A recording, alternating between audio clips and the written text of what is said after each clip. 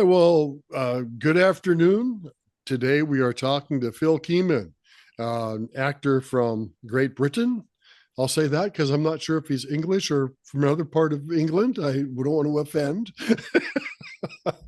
and We were fortunate to have him play Bill Kirkson during our filming of the Mythos murders. But we'll talk about all of that. But would you please introduce yourself? Yeah, hi, I'm Philip Keiman, and I'm indeed from Great Britain, England to be precise. So thanks for that, Mark.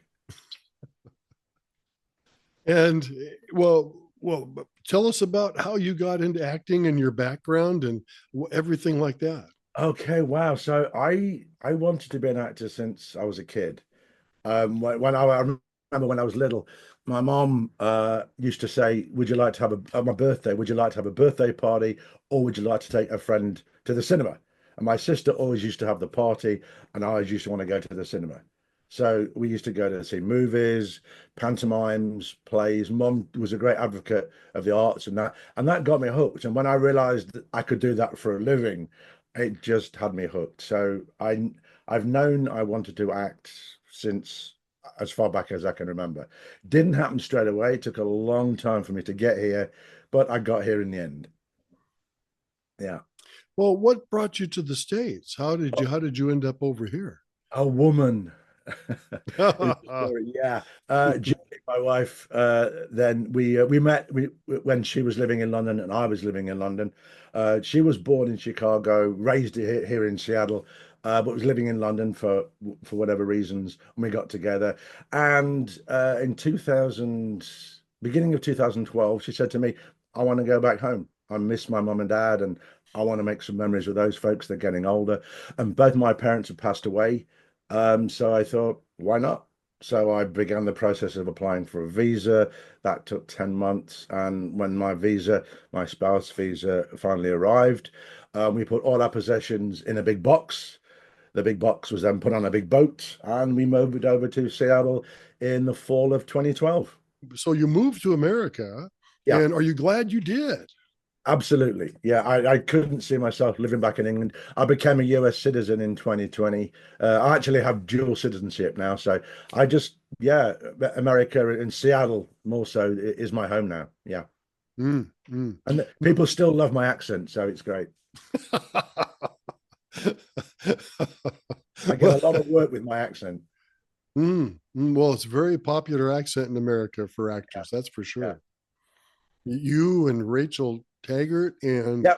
Ellie Murphy, Yeah. and all three of you had British accents, and only one of you got to use them during the filming. I know, right? I'm good with that.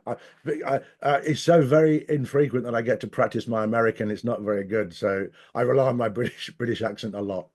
Well, for your character in our movie, it worked great. Yeah, Now, nice shirt by the way, there, Mark. I like oh, what. hey, by the way, of course, yeah, I mean, and with ta-da, Oh yeah, yeah, we're all there. There we go. yeah, yeah, Yeah, and yeah. we'll talk more about him later. I think we should. Yeah, he's an interesting guy. Yeah. Yeah, yeah. Well, our movie. Well, we'll talk about it later. I could talk about it for hours, as you know, and I won't do that right now. This is your interview. All right. So, okay, well, I'd like to. You sent me a '60s family pic, Yeah. and that looks like a big family. Yeah, that was kind of extended cousins. I need to relook at the photograph here because I can't remember. I believe that was my sister's christening.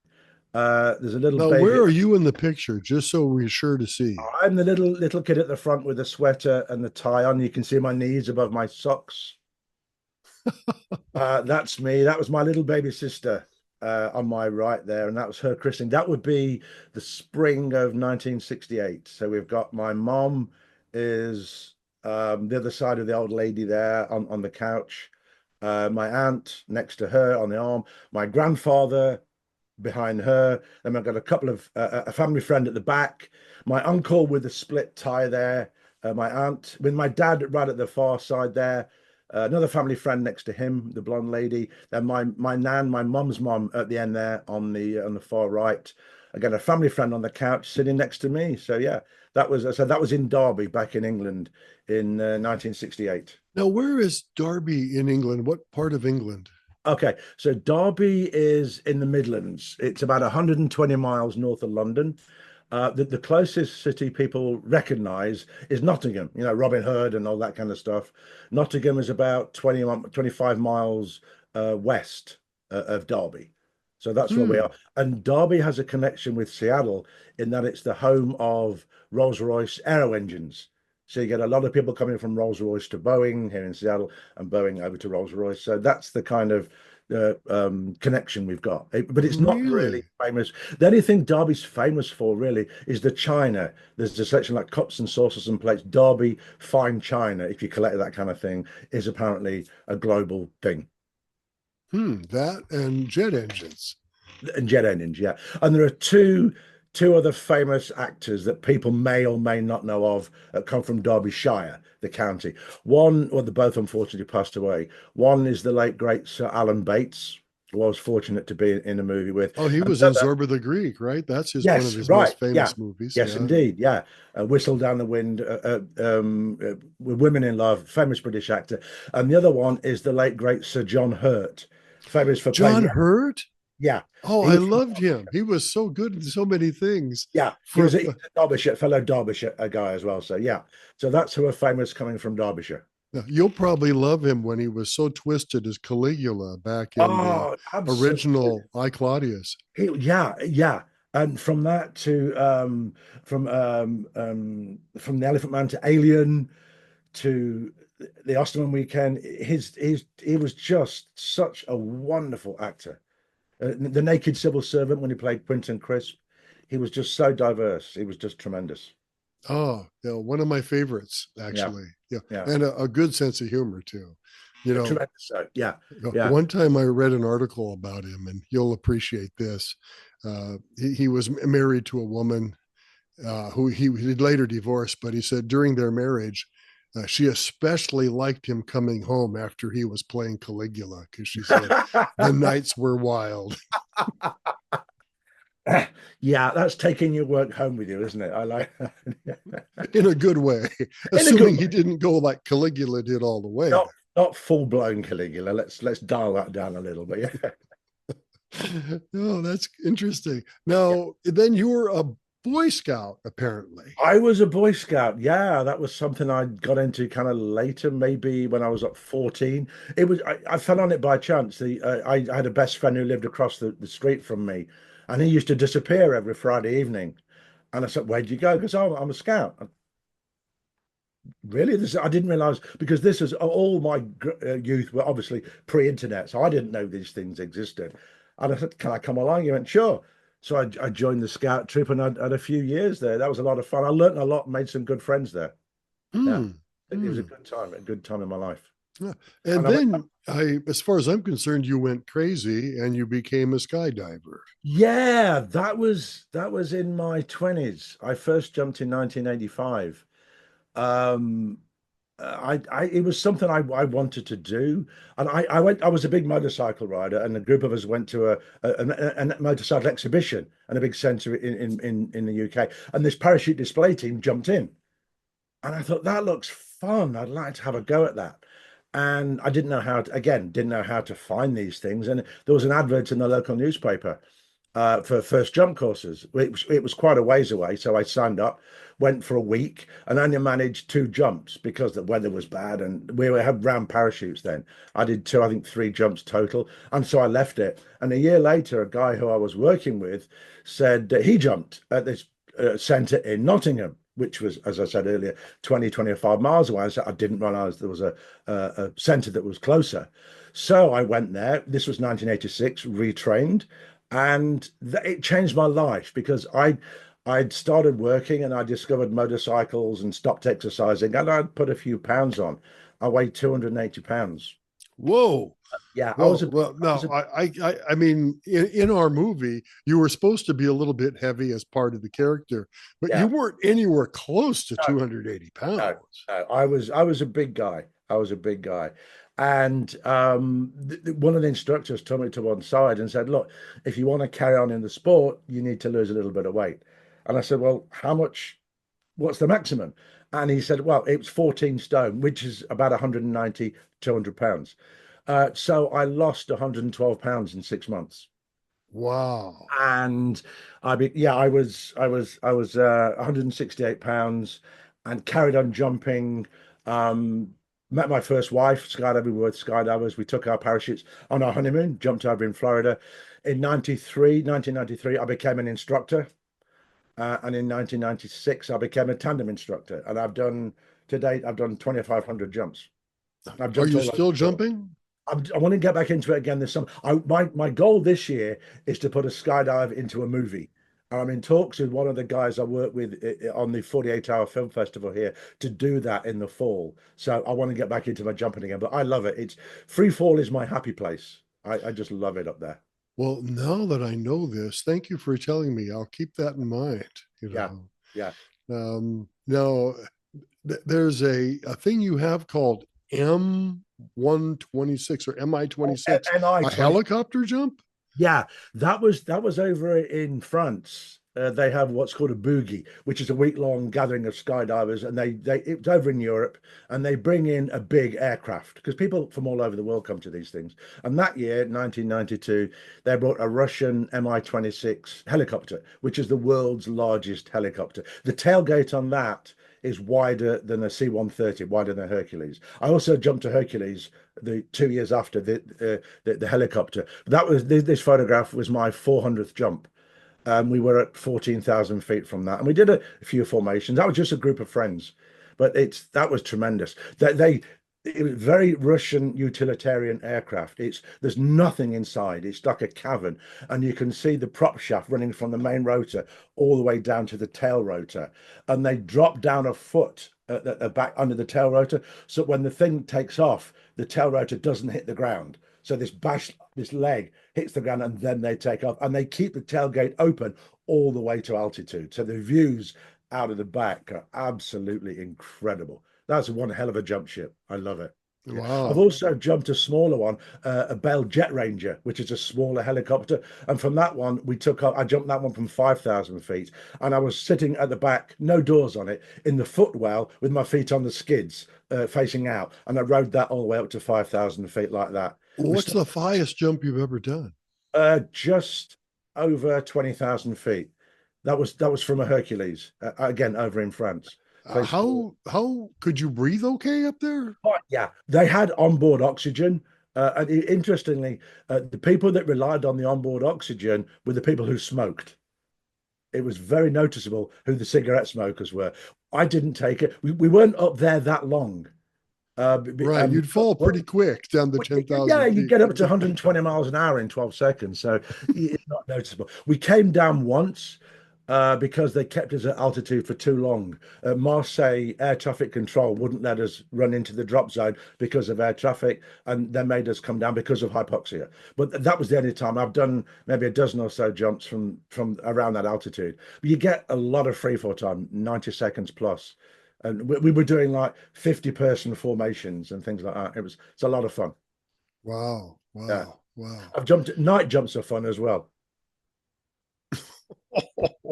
And I've done Oh my God. I could talk about this all day. I've led teams into stadiums doing stadium jumps. Um, I've jumped with smoke canisters. I taught. Well, this let me segue here because we could talk about movies and I jumping know, all day. It sounds like. I know, right? So is your parachuting what brought you to James Bond Island? Were you parachuting into James Bond Island? Or? That was part of my honeymoon when Julie and I were living in London, and we got married on an island called Rarotonga, which is owned by New Zealand, and it's in the middle of the Pacific. So what we decided to do, because Julie was a school principal in England, we got 6 weeks off in the summer. So we said to each other, let's go all the way around the world on our honeymoon. So we did. We went from London here to Seattle to pick up family, down to LA to pick up my family, and then across to Rarotonga, got married. We're there for a week. Family went home, and we carried on. So we went to the next stop was New Zealand, where I have some friends in New Zealand. So we spent a bit of time there, then in Australia, and then to Thailand. And it was when we were there for maybe a week, 2 weeks. And it was while we were in Thailand, we went to the James Bond Island. That was always been a goal of mine to see James Bond locations. I've been to three now. That was awesome. You go to the beach where Christopher Lee and Roger Moore had the famous duel in The Man with the Golden Gun, and you see the Mushroom Island. That was just, and there's a little plaque there mentioning the filming and whatever. That was a dream come true. That was a check off the bucket list. That honeymoon was just awesome. So So you're also a scuba diver. yeah, I've scuba dived as well. Yeah. Wow. I am absolutely the world's worst scuba diver.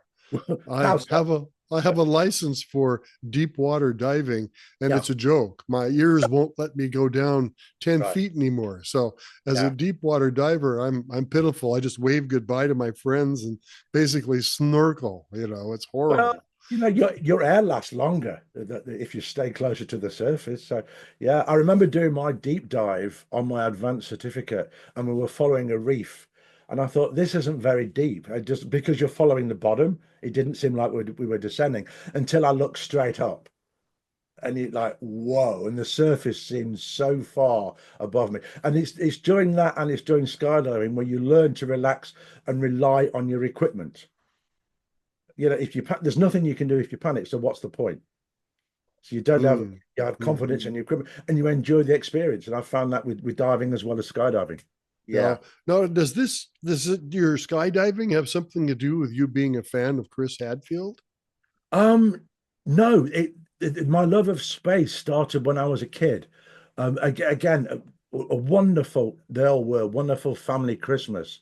And one year my mom bought me, because I love space, a spacesuit. So apparently I wore this spacesuit for 2 days and didn't take it off. And I remember with my mom watching the TV in 1969, watching Apollo 11, and that got me hooked. I've been a space fan since I was a kid.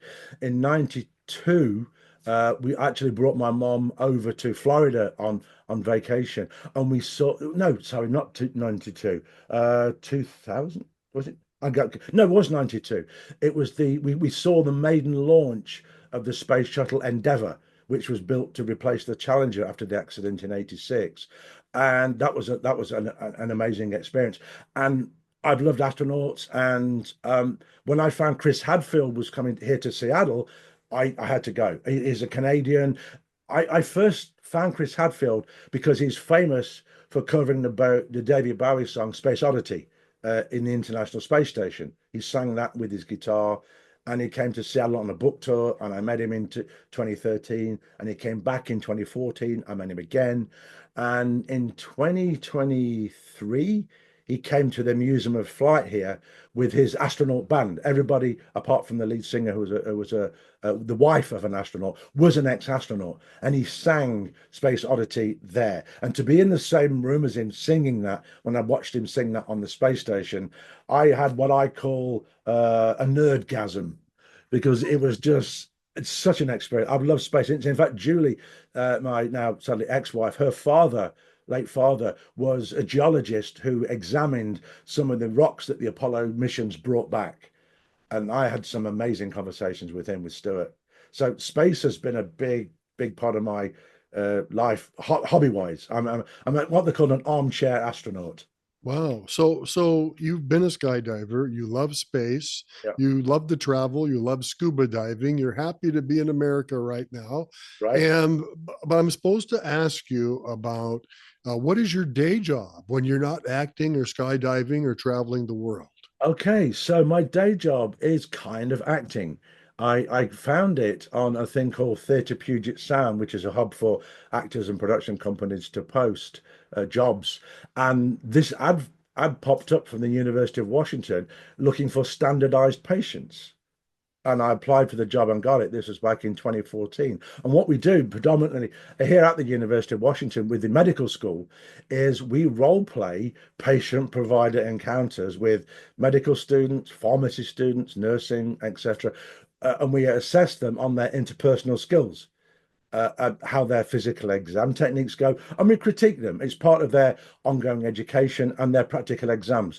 Everything from first year students on basic interview techniques to end of life scenarios, where sort of full stage liver cancer, to playing the parents of children who are dying in ICU at Seattle Children's. So we role play with students to give them a better understanding of how to talk to human beings. Wow, you'd be perfect for that. Now, Yeah, I have a quick question. At yeah, Seattle Children's, did you ever interact with some of the staff there? yeah.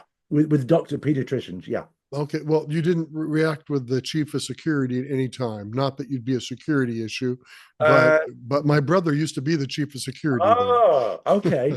Okay, no. No, I've worked at the sites here on Sandpoint Way. I also work at Harbourview with pediatricians as well. We do scenarios with Harbourview, but I haven't come across security. I'm not a threat, so I'm under the radar when it comes to Hey, that. How's that? let's please move to Okay. your movies. Ah, And well, first of all, um, you said that is there any type of performance art you don't like? oh, yeah, I'm not and a lot of people who know me know this. I really don't like musical theatre. I just have no time for it. As an art form, I can't appreciate it, and I just think it's a waste of good talent.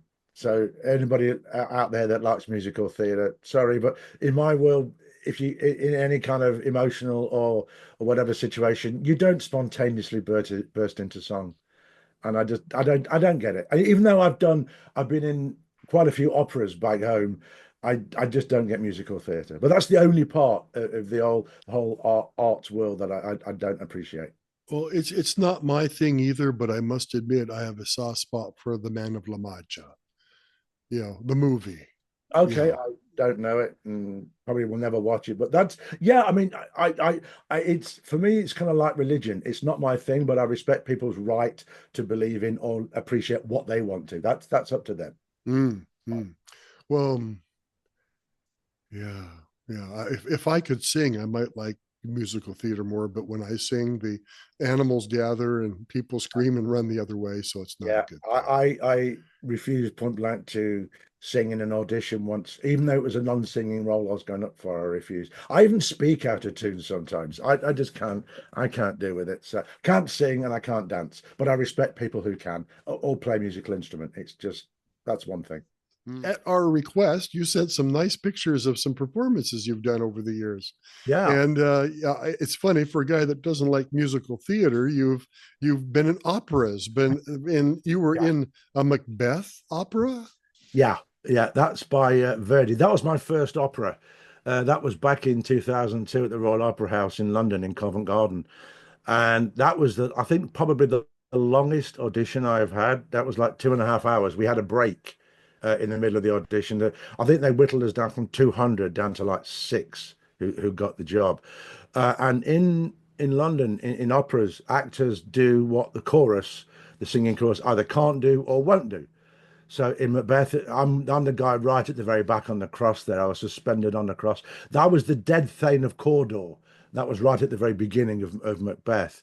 I also got to kill Banquo downstage centre partway through the opera with one of the future kings of Scotland, and that whole stage was raked. So we do what I said, what the chorus can't do. I've been in Tosca, Macbeth, La Fille de Rogemont, the Valkyrie. I was flown in the Valkyrie. We were up in the lighting grid while the full orchestra were playing the Ride of the Valkyries. That was a hell of a job. But yeah, the good thing about operas is for us, we're not allowed to speak, so there are no lines to learn. We just got to stand and there and do the job. It's all physicality, which is a lot of fun for an actor. Plus, we've got an audience of 1,200 people, so it's great. So since you didn't have to sing, everything was fine. Everything was fine. Mm, mm. Yep, yep, it's a lot of fun. And then that particular version of Macbeth was one of the shows that the Royal Opera broadcast live globally. So that went to a live global audience on the cinema screen as well. So it's a nice thing to have on your resume. Yeah, yeah, sure is. It's Yeah. impresses me. But I forgot one other thing from your personal life before going back to your professional life, and that is you ran half marathons and were a champion supposedly. Well, I wasn't, I'd say champion, but I ran, yeah. The picture there is after the Robin Hood. That was in Nottingham. That's a Robin Hood half marathon. That was back in 2010. We've got my sister and her husband there. Sadly, our mom passed away earlier that year, and she suffered with osteoporosis. So we raised money for the Osteoporosis Society. And yeah, I've done a couple of half marathons, and I did what's known as a metric marathon, which is 26 kilometers. and that was a hard race. That kind of broke me. But yeah, I used to run. I was never built for sprinting. I'm more of a long distance kind of guy. I listened to music. I'd zone out, so I'd run anything. I'd say half marathon is 13 miles, so I'd run 5, 10 miles and just zone out. It was fun. It was a nice, relaxing experience. So I love that. Didn't do my knees much good. So I've dislocated both knees doing various things in my life as well. But the running was a great way to relax. Now, in the States, was the Trump monitor short film you made the first one you Yeah, made here? yeah. That was in 2016, September 2016, October. It was for the Halloween, for the horror 48-hour festival. It was called Trumpocalypse. Um, uh, Hmm. I can't remember how I got the job. There's a guy I've worked with several times called Dominic Barbero, who runs, he's a director of photography, director, writer, who runs a camera company here. And I got onto that, and that was a lot of fun. We had a lot of um, zombies out in the field, and we were trapped in this house, and a lot of haze, a lot of smoke, and we were this. It was kind of a post-apocalyptic world, and I looked kind of disheveled, and there was some behind the scenes stuff, photographs that I've not got that are really sort of character intensive, and I'm really kind of proud of that because it looked great. It was a really good experience as well on set. Ah, and then you sent me some pictures from a movie called Double Blind. Yeah, Double Blind is the latest thing that I've done. That was here in Seattle. Oh, so it's out of order. That's okay. That was last year. Again, that was from a team that I've worked with several times, and they won. It was a competition called Yes We Can, and Cannes as in the Cannes Film Festival. And another film I did with them called, I think it was film. It was called Film Night in the Noir Festival. Won. I may be remembering this incorrectly, but we made a movie called Double Blind, which is now it won a bunch of things, and it's in Filmapalooza, which is an international film festival, which is held this year here in Seattle for the first time. I think it's been in Copenhagen, it's been all across Europe. And if that wins, it's going to be shown at Cannes. And in this one, I played a corrupt US politician. And let's just say it doesn't end well for him. That was a good, fun couple of locations here in Seattle with a great team. That's one thing I really admire about Seattle is the young filmmaking industry here. There are a lot of independent filmmakers. They've got such a passion and a dedication to the craft. And it's not only a passion, it's a commitment for quality. And they produce some really good short films. So if any of your viewers haven't seen them, go online and check some of the filmmakers out in Seattle because there's a good talent pool here that really deserve a bigger audience. Mm, mm. Well, I Yeah. appreciate the plug in that respect. Did you ever watch Our Dark Landings, the short? Did you get to see it? I didn't know where to find it. Yeah. Okay. Well, I will send you a link to it. Please do. So I think you'll enjoy it. And a few of the same people are in it that are in Mythos Murders Yeah. too. Yeah. But well, then let's go on to the Murat. Oh, The famous Frenchman. My God, the murder of Murat. Go ahead. yeah, that was a sort of a graduating piece from drama school. That was back in 1998. I did a drama course which was affiliated to RADA, which is the Royal Academy of Dramatic Art back in England, and the graduating piece was this play, and I was cast in that as Jean-Paul Murat. And as you can see from the photograph, it was an incredible set. The play is widely considered a classic by those in the know, and it's been a movie, I think, back in the 60s. And I spent 99% of the play in a bathtub, which was sunk into the trapdoor of the stage. And this is based on a real person. John Paul Murat was a real person. And there is a painting, The Death of Murat. He was actually killed by the woman who cared for him, was stabbed in his tub. And as I say, and the water, as the play progressed, got progressively colder. And during intermission, I was pruning, my fingers were pruning. And during intermission, I insisted that two of the guys, the stagehands who were dressed as orderlies, because it's set in an asylum, topped up the tub with hot water. So during the second half of the show, the water was warm again. And that was a very interesting piece. I had to in the photograph there, I think I'm in his mind. He's speaking to the French Assembly about the state of the revolution and the people. And I got to stand on this laundry basket there. And also at one point, I was at the top of a ladder, which was held up by other people. And I have a photograph somewhere. I remember standing at this ladder, which is on a slippery stage, and water dripping off me. And I was amongst the lights. And that was an interesting experience, but a great play. Well, having conversations with the Marquis de Sade was just, yeah, it's such a good show. Great play. Mm, mm, mm, mm. Now, I'm going to move from Murat to you sent something called Phil Grimm. Ah, yeah, that was, I got lucky there. That was, I'd been in Seattle for 2 months, got an amazing agent quite by chance, and she put me up for a show called Grimm, which is a national was a national syndicated show, which is shot down in Portland, in Oregon. And she said, people go 2 or 3 times before they get cast. So I went down in December, I think it was December 2012. I've been in Seattle literally weeks, and you go down, do the audition, and wait to see if you get a call back. And they like me. I got a call back, and 2 days later, I got a call from my agent saying, you booked it. So I went down in January 2013 and shot Grimm down in Portland. I don't know if you're familiar with the show, or you all the readers, but I got to change into this creature because it's based on the stories of the brothers Grimm. So I changed into a lion. In fact, in my episode, in the opening scene of the episode, I changed into a lion. My wife changed into a mouse, and I threw her over the balcony and killed her. And the photograph here is me on trial for murder. And we've shot this in the main courthouse in downtown Portland. And that was one heck of an experience. That was a great show. And it's still there. So if you see it, it's season 2, episode 17. It's called One Angry Fuchsbau. And it's still available now on Prime Video. So check it out. All right. Wow. Well, that's cool. I didn't know you'd been on Grimm. Yeah. That's a surprise. So moving onward to something called Snap. Yeah, Snap. That was a film where, again, it was something that was I got that. That was one of the last things I did in the UK before moving to Seattle. I was invited to do it. I've got this great part with two really good actors in the business, but you've got no dialogue. And well, that's okay. And as you can see from the photo, it was quite an intensive scene. I'd done something to these two mobsters, and they were going to shoot me and bury me. And the farmer whose land we're on disturbs us, and it's a very tense, emotional scene. I'm still very proud of that scene.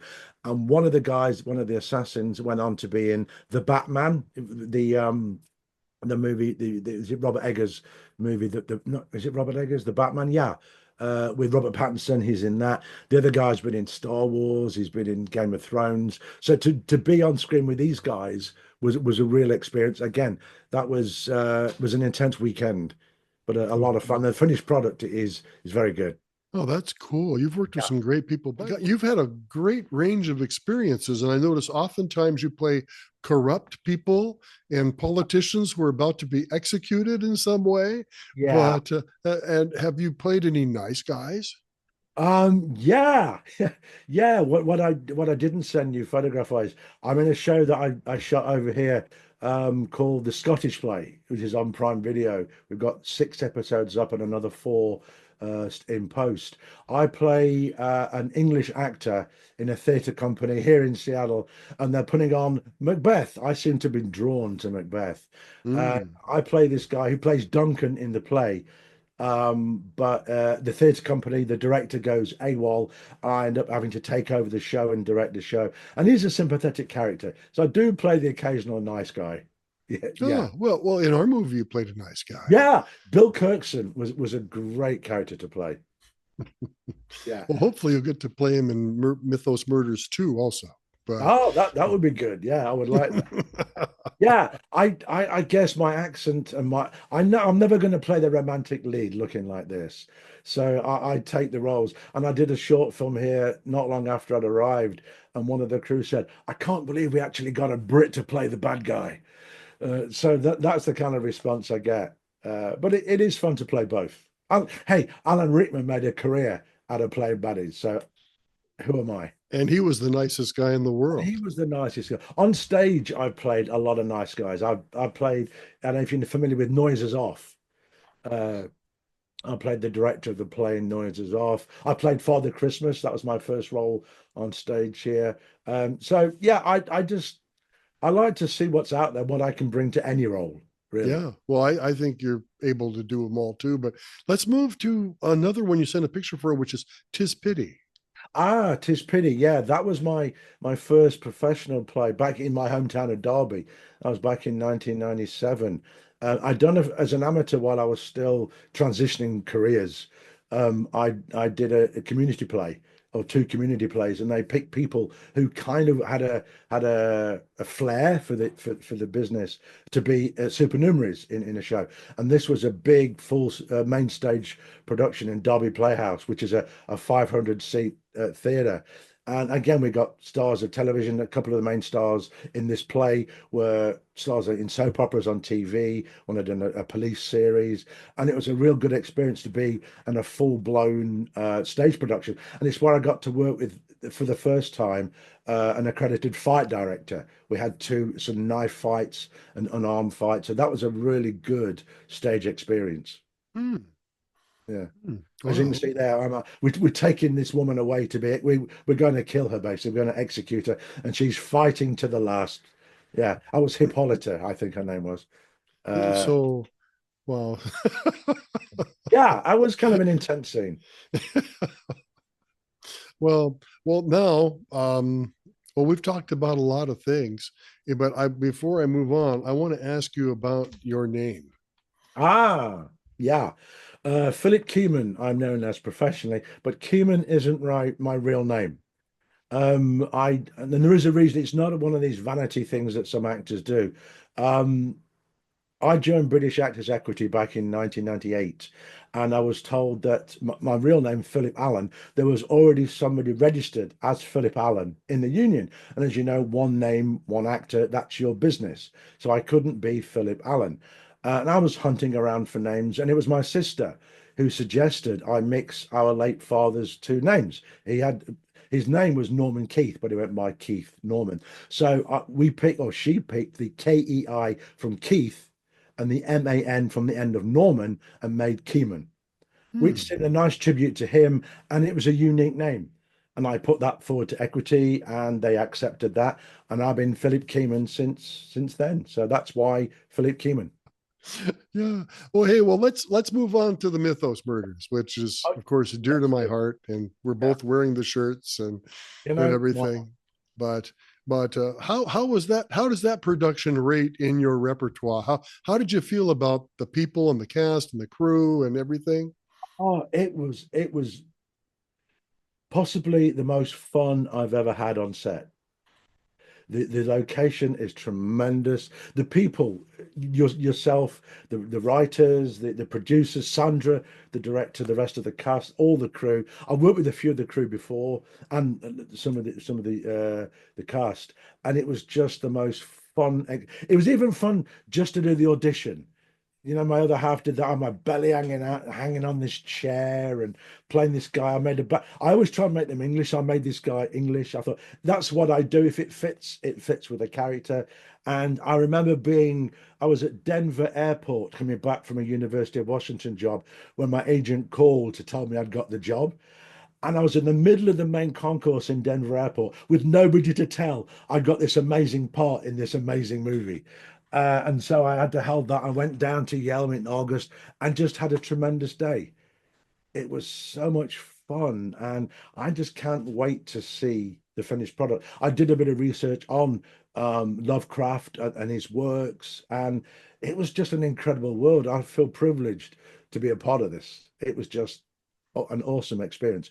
And believe it or not, fun thing, over in the States, Sandra, who's directed and was casting also the movie, was the first person to kill me in a movie over here in America. I did a Horror 48 festival, and she killed me with a sword. That was way back in the 2014, I think. I Yeah. saw a picture of that. I didn't realize that was you.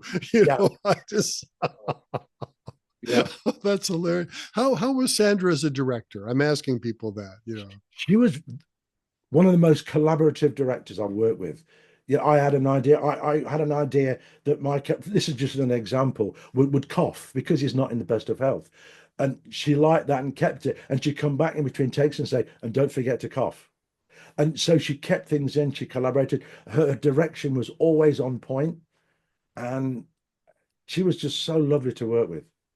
And during that, she invited me back. I did a reading, a table read, at her invitation at the Seattle Film Summit back in September. Again, she was so collaborative, and she's so intuitive. You know, Mm, she's one of those. I think she's one of those directors who she has a vision of what she wants, and she's more than willing to expand that vision when the director brings something which enhances what she sees. And I love working with people like that. I mm, really do. mm, Yeah, mm. Well, you worked with Ryan Purcell too, the director of photography, and he continues to impress me for coming up yeah, with interesting angles on some of his shots, and yeah. you know. Yeah, he was. We got down and real close on the couch in one scene, and he did a beautiful shot through a mirror. He shot me. He shot my reflection, which was just he obviously he just came into the room. And these guys, I've worked with lots of DPs, and they just see things completely differently. And as an actor, you think, is that going to work?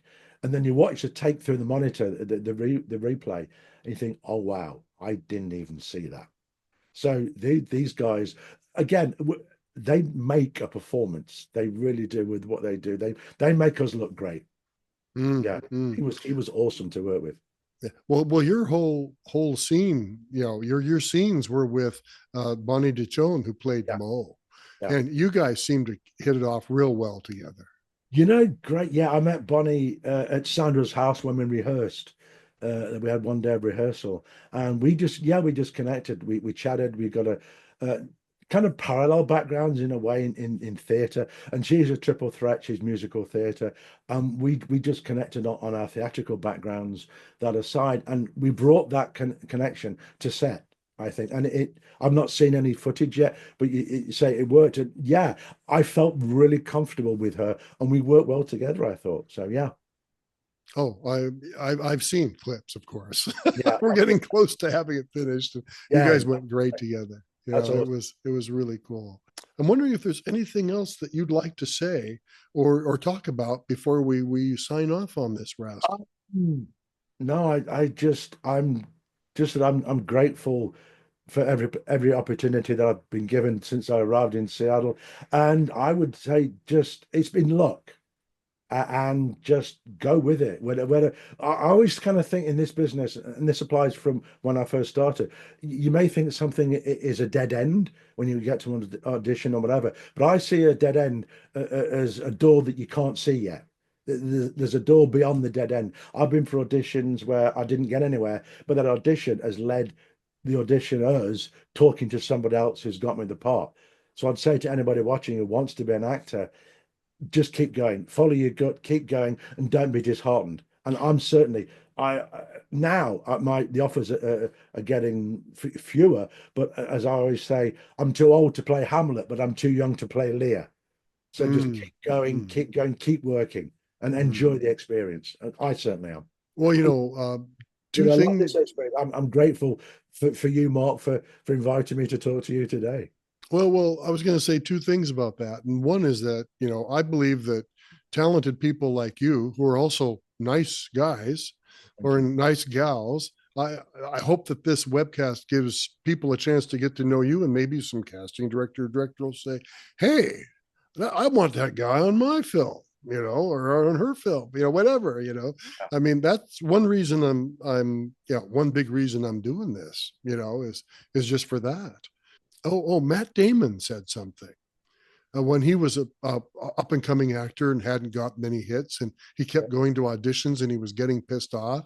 But later on, when he was looking at it from the other side, he said, "Those casting directors, they're hoping the first person they get's perfect and they Yeah, can quit working. yeah, They don't want to keep turning people away. They want you to do it." Yeah, they're on your side, really. They really want you to do it right, yeah, which is true. yeah, yeah. I've seen a similar thing when Patrick Stewart was interviewed about the Picard series. Hmm. He said when people had come in, the first thing I'd say to auditionees is everybody in this room wants you to succeed.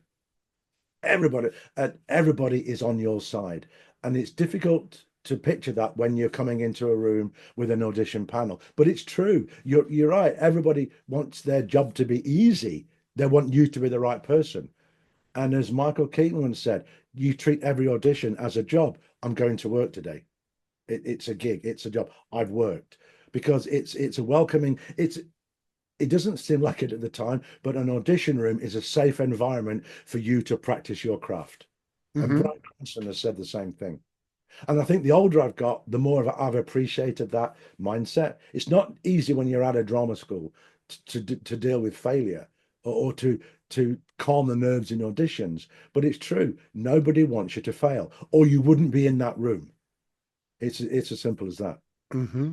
Yeah. And there are a lot of times too when people think, oh, I can't win, that person's got it, right? That person's got it.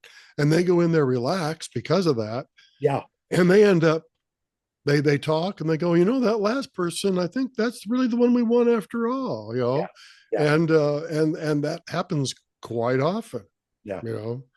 And the whole I've been on both sides now. I've been involved in the casting. Sandra makes the final decision, but there are certain people involved in it, and and and saying that, well, I thought so and so, but let's look at this one again. Yeah. And that you don't know how it's going to work. Yeah. Right. I mean, Right. Yeah. yeah. Yeah. Yeah. Don't be afraid to make a choice when you go into audition. So I used a British accent. I probably was the only person that auditioned with a British accent for Grimm because I could hear other people before me. So I brought in what I had, and they went, "Hey, let's go with the British guy. We like what he's bringing." So don't be afraid to make it yours.